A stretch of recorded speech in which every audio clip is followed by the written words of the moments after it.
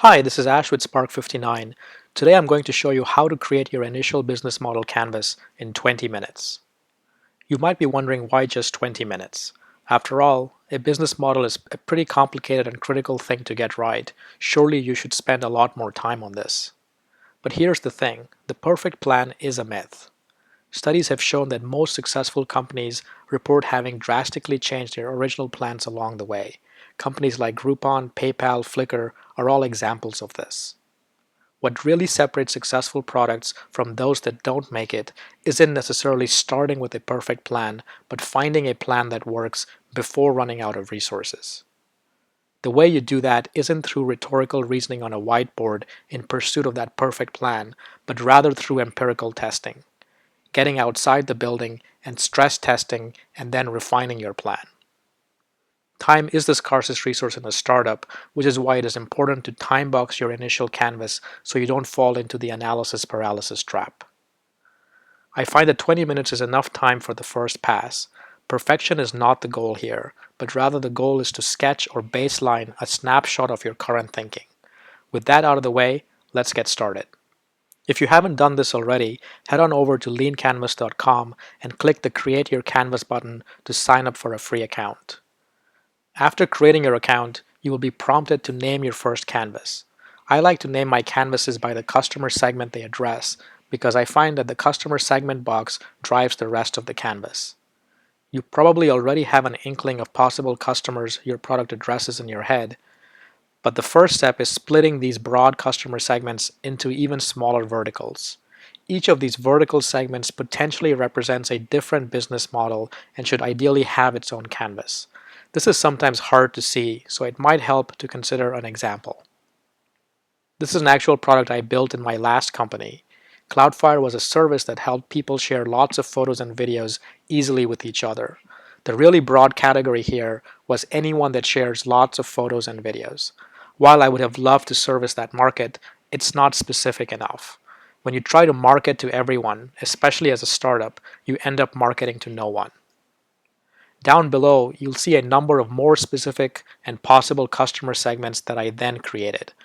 Sometimes the split won't be perfect. For instance, photographers, videographers, and graphic designers may share enough common attributes to be lumped together as a creative segment. I wouldn't worry too much about that right now. The most important thing, though, is not going too broad, like using the anyone that shares lots of photos and videos, or going too narrow, where you shrink the market size too much. The next step is to pick your strongest customer segment for your canvas. This might be one you most want to service, know the most about, or have the strongest channel to reach. Whatever your reasons, start with a single customer segment and use that as the name of your canvas. For the Cloudflare product, I decided to use parents as my first customer segment, mostly because I had recently become a parent around that time frame and observed several problems that I was motivated to explore. After doing this, you should then see the canvas screen. You can simply click in any of the boxes to start typing. The blue numbers indicate a suggested order for traversing the canvas. This order is only a recommendation. Even I'm going to deviate from it slightly in this video based on a newer flow I have been more recently using. For the rest of the video, I'm going to walk the canvas and show you how to fill each section using the Cloudflare product as a concrete example you can reference. It is most effective to complete your canvas as I cover each section while the content is still fresh in your mind, so I'll have you pause the video after each section before moving on. So my preferred flow these days is to complete the canvas in a set of blocks. The first block that I like to tackle is the problem customer segment quadrant. So much of your business model is dependent on the proper identification of customers and their problems that a solid footing here creates a very strong foundation for the rest of your canvas. You've already identified your main customer segment from earlier, which goes in the customer segment box. It's common to have multiple participants or user roles in your business model.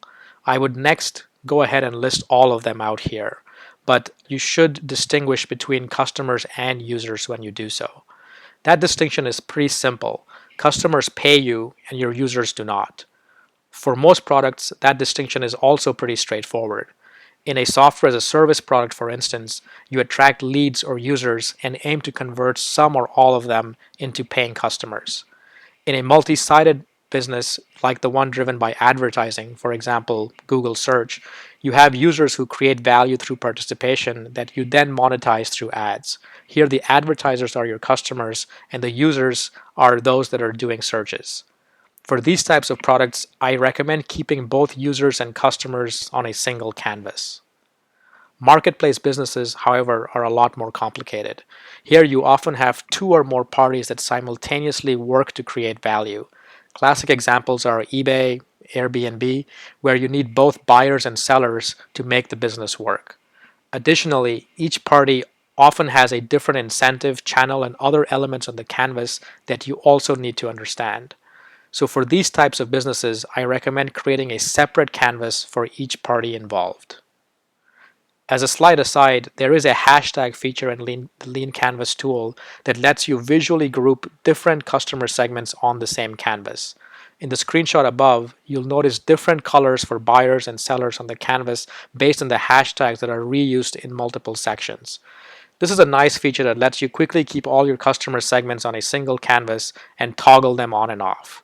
But if you're more comfortable creating separate canvases, do that instead. Now it's time to get even more specific with your customer segments and further narrow them down into early adopters. Early adopters are those people that need your product the most, and the early success of your business model is going to be highly dependent on how well you can define and qualify your early adopters. While we all would like to build a product like Facebook that is used by practically everyone on the planet, even Facebook started with a very specific early adopter, which happened to be a college student, and not just any college student, but a college student on the Harvard campus. Here's the customer segment box for the Cloudflare product. I have listed parents as the primary customer and their family and friends as viewers.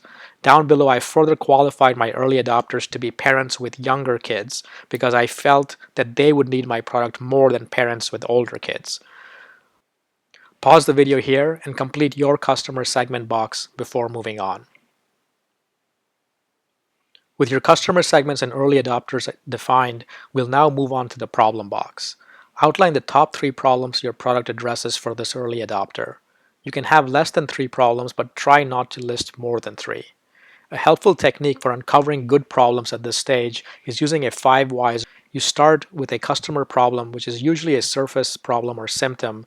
You then ask yourself why this is a problem, and do this 5 times, each time refining the list of problems till you have a list of deeper problems that you can put on your canvas. Here's an example of this technique applied to the Cloudflare product. Another useful technique is using the job to be done concept popularized by Clayton Christensen.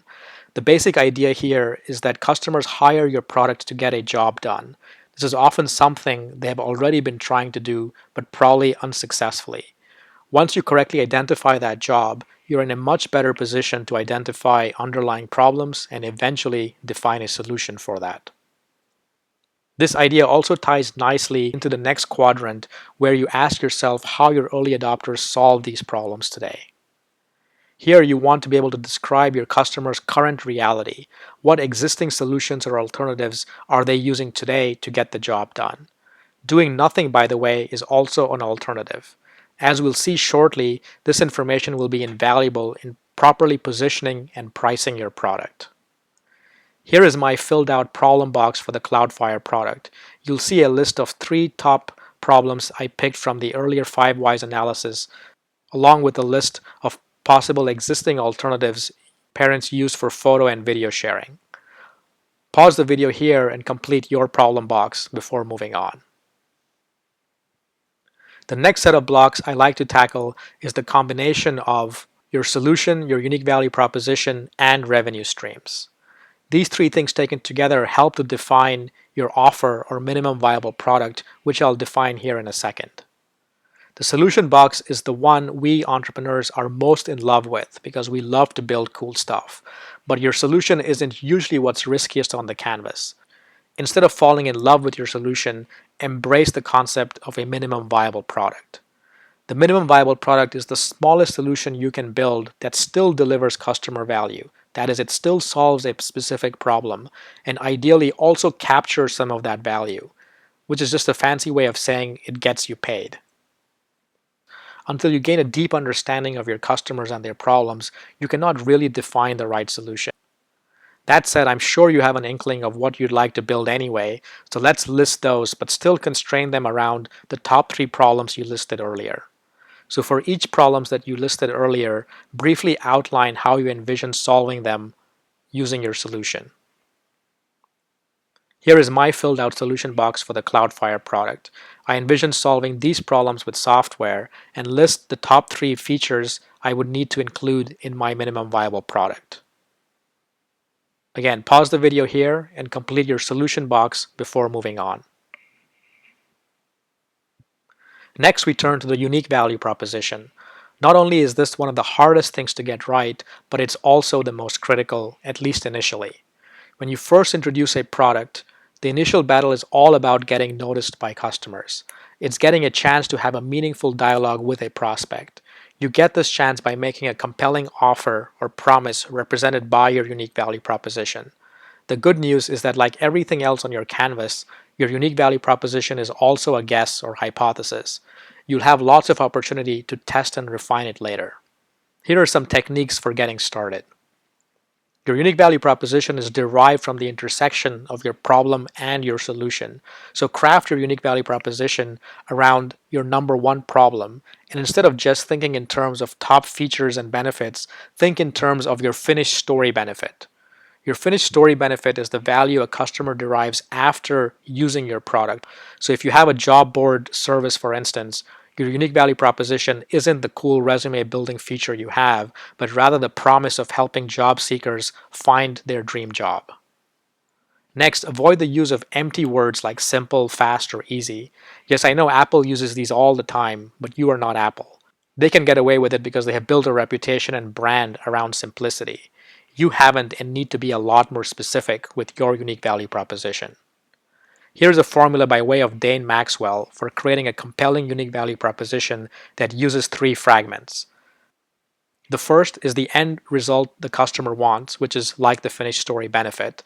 The next is constraining that with a specific period of time when they would see these results. And then finally, you want to address any objections they might have. The second and third items in the formula are great if you can fit them into your unique value proposition without sounding overly salesy. Otherwise, leave them out. Down below are several examples of unique value propositions that use a finished story benefit with some or all of these elements. And finally, it's a good exercise to work on your high concept pitch. The high concept pitch is something Hollywood producers use all the time to distill the script of a new movie they are pitching into a memorable soundbite. So for instance, instead of describing the movie Aliens, they might just say it's like the movie Jaws, only in space. You can do the same thing with products. For example, when YouTube first launched, the founders were describing it as Flickr for videos. It's important to recognize that the high concept pitch is not a unique value proposition. It's not something you'd put on your landing page, but it is valuable nonetheless. It's valuable for helping spreading the meme of your product by word of mouth. Here is my filled out unique value proposition for the Cloudflare product. You'll see a couple of unique value propositions here along with a simple high level concept. Pause the video here and complete your unique value proposition box before continuing on. Next, we're going to cover your revenue streams or pricing box. At first glance, this might seem a little out of place since we have mostly been considering aspects around your solution. But pricing is very much part of your solution. It's very much part of your product. I often use an example to illustrate this. Imagine you have 2 bottles of water in front of you. One is priced at $1 and the other at $3. Which one do you think is better? Even though both bottles would probably be indistinguishable in a blind taste test, here price alone has the power to define the product in your mind. The next question, which bottled water would you pick? Not only is price a part of your product, but it also determines the customers you attract. In the case of bottled water, we know markets exist at both price points, but the customers who routinely buy $3 bottled water are different from those that would prefer the $1 bottle. Pricing is often considered more art than science and can seem pretty daunting, but there are some simple techniques for getting you started. I often see entrepreneurs doing cost-based pricing versus value-based pricing, which is a mistake. Remember, customers hire your product to get a job done. When they view your product, they naturally compare it against their existing alternatives, not what it costs you to deliver your solution. These alternatives serve as price anchors in your customers' minds. That is why it is so important to understand these existing alternatives and then position your solution against them.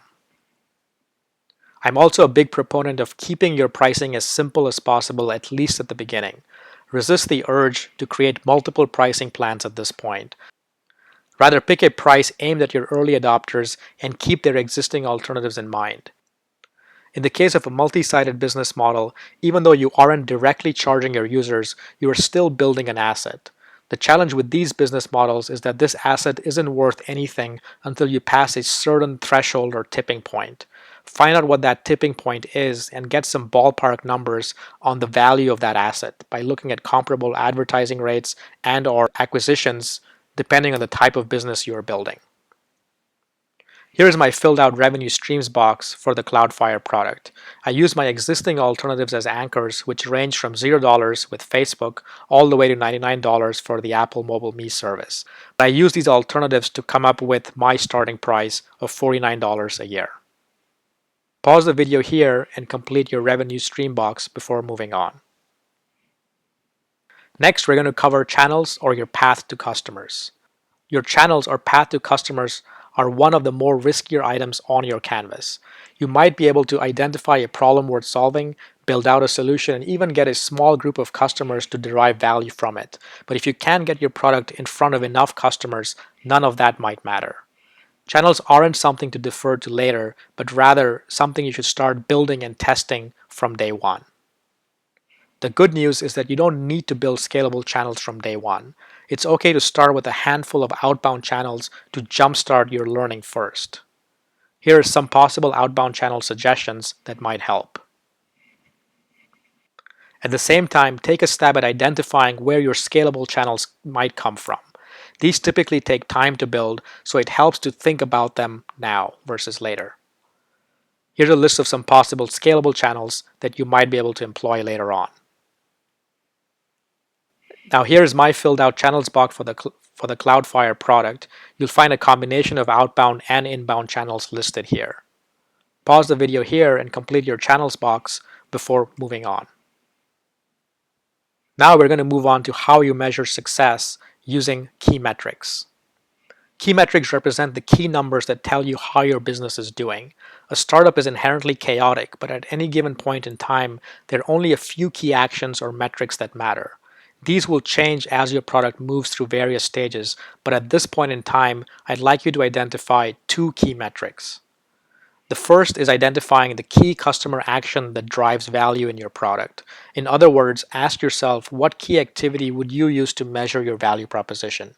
So for example, if you were building a blogging platform, publishing a blog post would be the key activity.